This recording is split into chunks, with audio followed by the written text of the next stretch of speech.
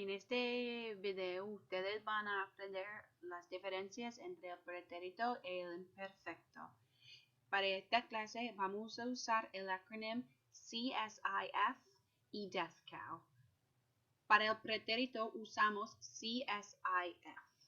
Primero, say. Say significa completed action. A completed action is something that is done and finished, something that is no longer in occurrence. For example, I went to the beach. I drank a soda. I saw my friend.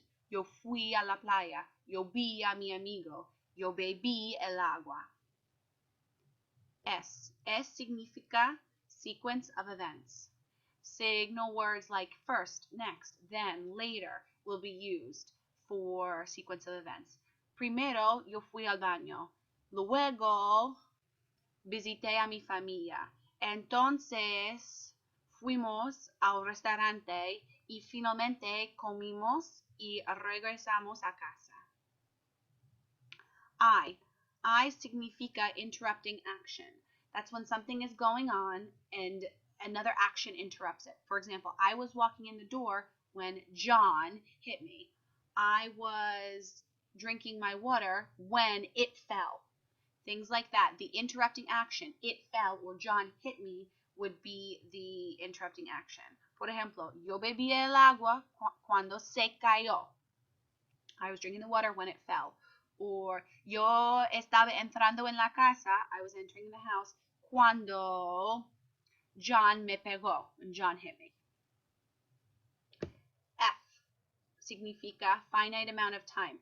Don't get this mistaken with telling time. This is not telling time. This is a finite amount of time, meaning there's a clear beginning and a clear end. I did something for 2 days. We went to the beach for a week. I watched TV for 30 minutes. Yo vi la tele por 30 minutos. Yo fui a la playa por una semana. So it gives a direct amount of time. There's a start and a finish and a time period in which you did that. Una semana, hace 2 días, something like that. Para el imperfecto, de significa description. Whenever you're describing, you use the imperfect because it's not an event. The cat was orange. The cat was big. The cat was fat. El gato era anaranjado. Era gordo. Era grande. So you always use imperfect to make descriptions, which will be ser, which is era in the imperfect.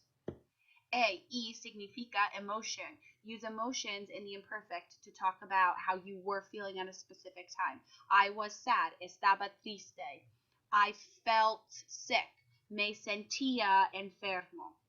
Or enferma because I'm a girl. The only time with emotion that you would use the preterite is if you became sick or you became angry. Then you could use the preterite. But most of the time, if you were angry, you were sick, you would use the imperfect.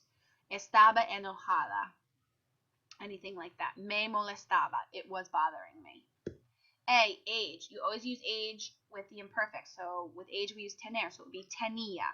Por ejemplo, cuando tenía 5 años, when I was 5 years old. Time. This is for telling time. Only for telling time. And if you remember, we use ser to tell time in the singular or the plural. So, por ejemplo, era la una, it was 1 o'clock, or eran las dos, it was 2 o'clock. So, era la una or eran las dos. And you would use that for the imperfect. Habitual action. These are things that you do over and over and over again. Every week, I used to go to the beach. Every day, I used to watch TV. It's like saying used to. Yo veía la tele todos los días. Yo iba a la playa todos los veranos. Something that you did over and over and over again. You could also equivalent it to used to. It's a habitual action. Things like every day, all the time, always, siempre, nunca, never, habitual action. C, continuous action. This is for the progressive in the past tense. I was in the middle of doing something. I was drinking my water. I was watching TV. You use it often with an interrupting action.